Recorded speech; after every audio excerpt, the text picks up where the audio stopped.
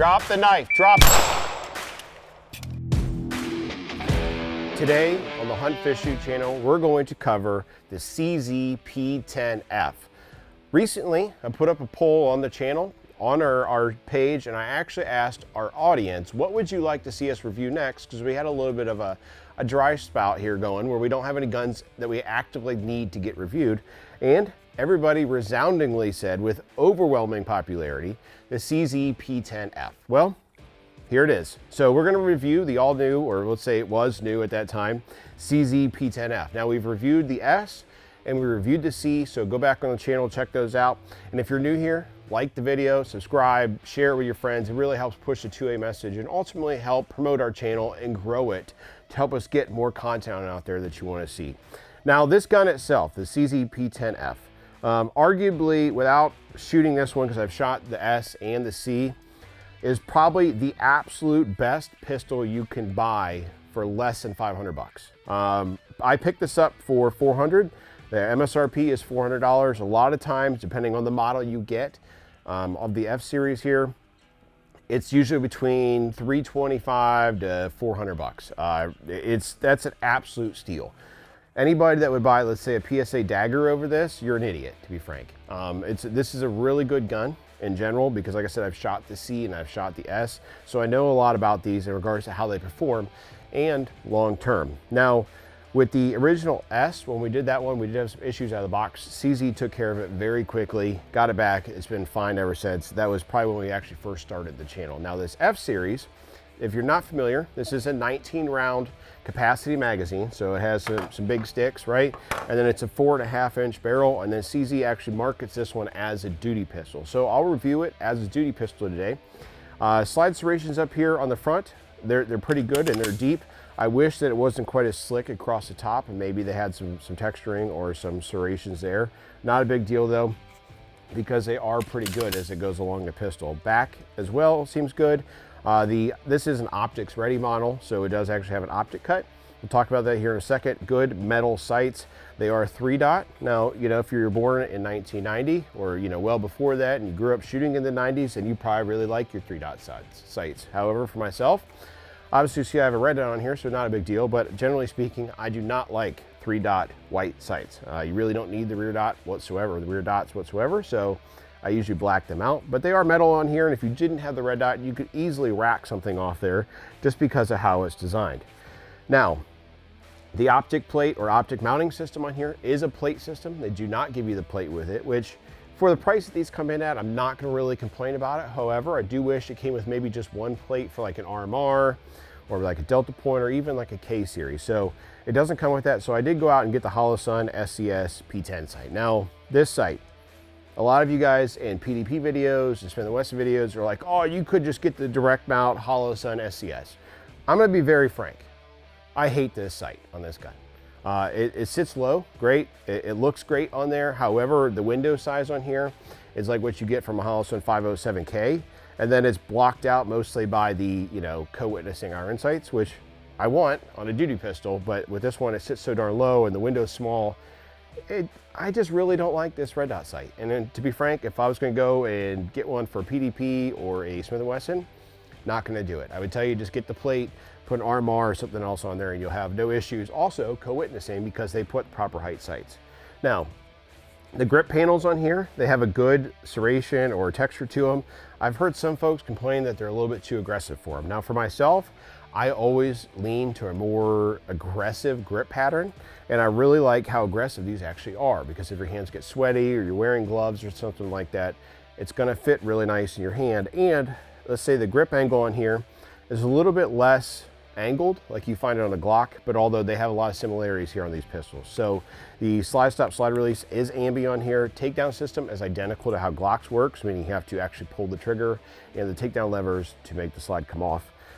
Magazine release on here is metal. You can switch it around, so it is like the quote unquote ambi for left or right-handed shooters. And then, like I said, it comes with 19 round mags. You get 2 of them, which is fine. Magazine, I picked up a 21 rounder, was 50 bucks or just shy of that. So kind of expensive on that side, not quite as cheap as a Glock mag, but they fit very well. And the fact that it's 19 round magazines that flush fit in here it's a fantastic thing. And if you have large hands, or you're somebody that has, you know, gorilla hands, quote unquote, you know, and you're wearing gloves, this pistol is going to fit your hands very nicely. Now, it does have a low bore axis, which you could come to assume does shoot well if you're familiar with Glocks, or also the Springfield Echelon. So that's good. Up here in the front, it has a standard 1913 pick rail on there, and I actually have a Mod Light PL 350 up here. So I'm actually testing these out to try it out and see how I like it. So far, so good. It does feel good. And then the trigger on here, I don't have my pull gauge with me today, but I'll tell you, it does pull at about 4.5 to 4.7 pounds. So overall, it seems pretty good. A pretty smooth take up, a little bit of like a mush, and then you do hit a clear and defined wall. The reset on here, for somebody that's interested in that, it's pretty audible, right? It's short, it's probably only about 1/4 of an inch, maybe, you know, 3/8. It's pretty good though. Can't really complain about that. Overall, how this pistol feels in your hands is very nice. And for the money, I just don't know how you beat this. So let's go out on the range. Let's see how the CZ P10F actually performs, because guys, this pistol as it sits, you know, with everything on here, right? So the light, the optic on here, and the pistol itself, you're looking at a pistol here that's like 1,100 bucks with everything you see it sitting here, right? So if you're somebody that's going into law enforcement and you don't have a lot of money, maybe you're going to a smaller department or something like that, the CZ P10F is approved. It's probably a great option for you outside of everything else that's already out there. So let's go see how this thing performs, and I'll give you my thoughts on the range if this thing is really worth its ultra low price tag.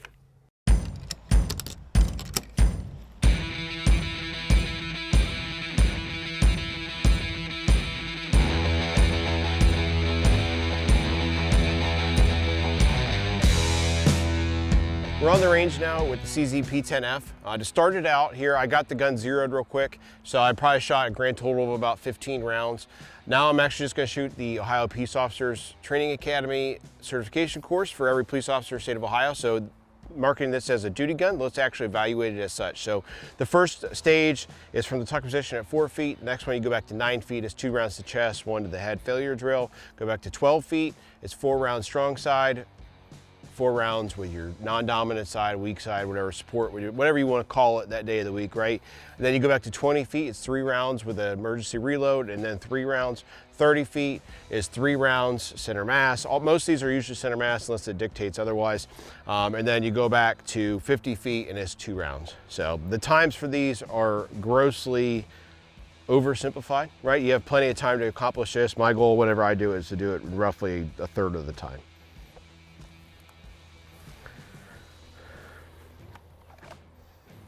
The holster I'm using is a US Duty Gear holster. It's actually for a Glock 17 with a Mod Light. It seems like it actually fits pretty well. It's a little bit snug, I've noticed up on the slide itself, but overall it feels pretty good.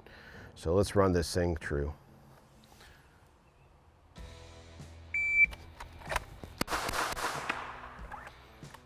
So that's 199. For some reason it marked 4 shots. Not really sure why. Those 3 rounds, but so we'll go back to 9 feet, which, like I said, is super simple to do. Pistol felt good though. This is 2 rounds to chest, 1 to the head.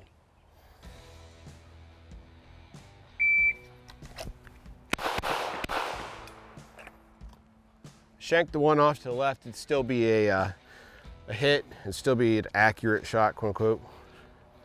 This is 4 rounds, dominant side only. Then you transition to your left side and you shoot it. Nothing too special with that, pretty simple to do, and then it's all on the buzzer. That was 246 on that. First round was 175 out of the draw.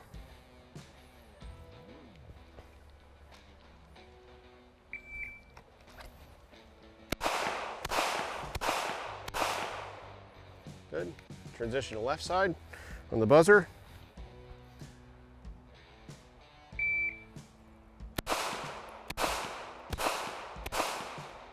All the hits look pretty good, a little bit just outside of our reduced A zone. 20 feet, again, this is an emergency reload, so you have to stage the gun with 3 rounds in the gun total. So get our holster or mag ready. So again, this is emergency reload, it's 3, reload 3.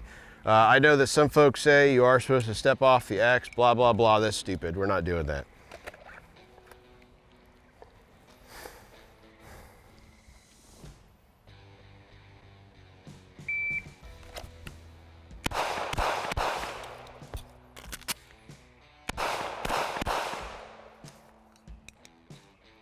All the hits still look pretty darn good. That was 654, 199 on there. Let's see what that reload looked like. 3. So reload was about 2 seconds total. So not bad though. Keep moving back. Next one's at 30 feet. We'll step it out, make it about 40 here. As you can see, we're a lot further than 30 feet, you know, but for me, I like to just push the distance a little bit, see how we perform. This is 3 rounds, center mass.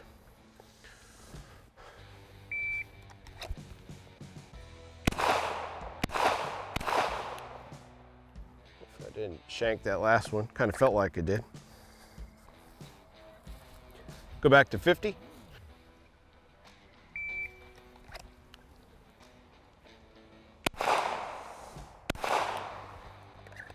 All right, let's go check the target. All right, this is a perfect score on the Opata. Like I said, not hard to do. I've never shot the P10F, right? I've shot the C, I've shot the S, I shoot a lot, right? I didn't try and do it slow. I didn't try and be perfect. I tried to come up with an acceptable sight picture. This target, as you see, this VTAC is smaller than the Opata. This is like 50% compared to that. So all these rounds are within the preferred area. They all count as hits. They all count as what they're supposed to be. There's the 3 from the tuck. This one up here, although it's a line breaker on here, that would easily be inside the Opata. Not perfect, right? Acceptable sight picture on all of those shots, and dead bad guy. So the pistol, how it performs, it feels really good, right? Those shots out there at 50 yards, I mean, or at 50 feet, which felt more like 50 yards, if I'm being honest, for how far I was out there, they feel good. So now what I want to do, we'll move over here to the steel. I'll start to run this pistol at speed, do some more dynamic type shooting, like on the move and things like that. The P10F, for the money and how the trigger feels and all that stuff, is a really good shooting gun. So I have 14 rounds in the gun. What I'll do now is a demonstration of the pistol's accuracy. We have a navel cavity here on the nose. I'll push it back to, 10 yards or whatever, and I'll just shoot that navel cavity, or practice it. We'll do it 7 yards, I'll shoot the navel cavity, and we'll show you guys practical accuracy.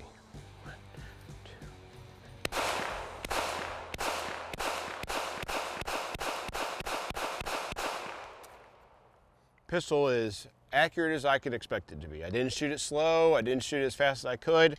I shot it just basically at a standard cadence, time-wise and all that stuff. Those are 0.3 splits on there. So really how the pistol performs and how it shoots is very, very easy to do. Something quick here to talk about with the pistol and this red dot. I do not recommend this red dot on this pistol under any circumstances, right? I think it's a fine red dot in regards to function, how it performs, right? Like quality, how else it makes good pistol dots. How it functions on this gun, I don't know if you really be able to see it, but like how it sits in here, because it does sit low with the iron sights and all that, it's rough, right? It's hard to get a good clear picture through there. I know that you're staying target focused, fine, I am, which is probably why it's still manageable. But what I'll tell you is that like going way back there at 50 feet and pushing the distance and trying to remain accurate, you're just trying to pick up the dot. And I know you can shoot occluded, of course, right? But with the rear sight back here, both are kind of occluded, which is not what you want. Front occluded, fine, right? You can shoot just fine. But when you occlude the back also, that's not shooting occluded, that's just a freaking covered sight picture. So we'll shoot this thing a bunch more on our steel targets. We'll let it rip.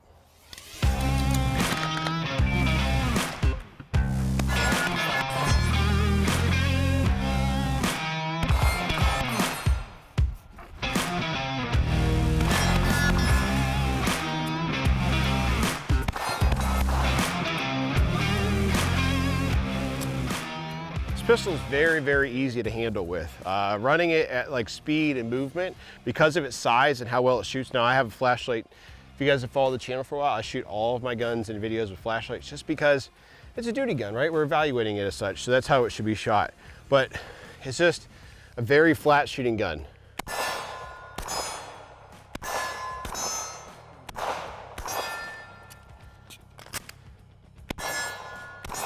One thing I'll say is I actually really like how the slide stop slide release is designed on here. It's flat, and with a high grip that I always have, I don't have any issues like slide lock back or anything like that, but it's very easy to hit, and it feels good. I really happen to like it. The magazine release button being textured and metal is nice.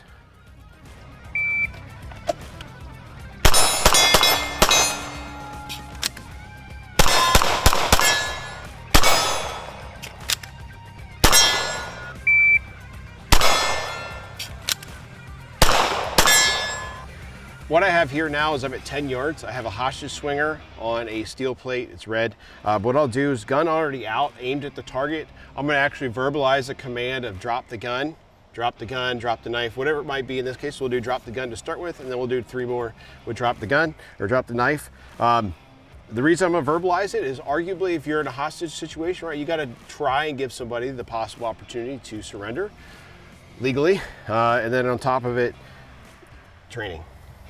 Drop the gun, drop the gun. If you notice as I shoot that, right, when I do it on the buzzer and I'm doing it with a buzzer, that was in 0.48, I'm already indexing or prepping the trigger. Drop the gun, drop the gun. Okay, that's 2-4 on the buzzer. Do it again. Drop it, drop the knife, drop it. Okay. We'll do it once more. Drop the knife, drop the knife. All right, this pistol, how this thing handles, like with the size and all that, it does feel really nice. It absolutely, this is out of the box for the price. You know, I hate the red dot on here, but the pistol itself shoots just fine. It's a phenomenal gun for the money. Drop the gun, drop the gun, drop it. Killed Steve in the background on that one. Drop the knife, drop the knife, drop it. Drop the knife, drop the knife. Let him go, drop the knife. Okay. You know, to be fair, I could run this review out for the next 20 minutes and keep shooting this gun because I really enjoy shooting it. I personally feel like I shoot the gun well. It's very easy to shoot. I would probably tell you to buy this over a stock Glock Gen 5. I prefer it that much more. For the money, $350 to $400. Why would you buy, you know, I would pick this over the Canic stuff. I'd pick it over, you know, obviously all the SAR bullshit out there. I just think it's a really good gun. It's been 100% reliable today out of the box. I took it, put a little bit of lube on it. I've shot about 300 rounds through it almost now at this point today. And I've shot these a lot in the past, the S and the C, and they've both been 100% reliable. I think it's a very well-made gun. And I think it's 100% the type of gun you can trust your life to, especially as a police officer. The ejections are strong, the controls are easy to get, reloads are easy, and the CZ P10F, without a question of the doubt, is worth your money and possibly worth just buying this, saving money, and not paying more. But guys, tell us what you think of the CZ P10F.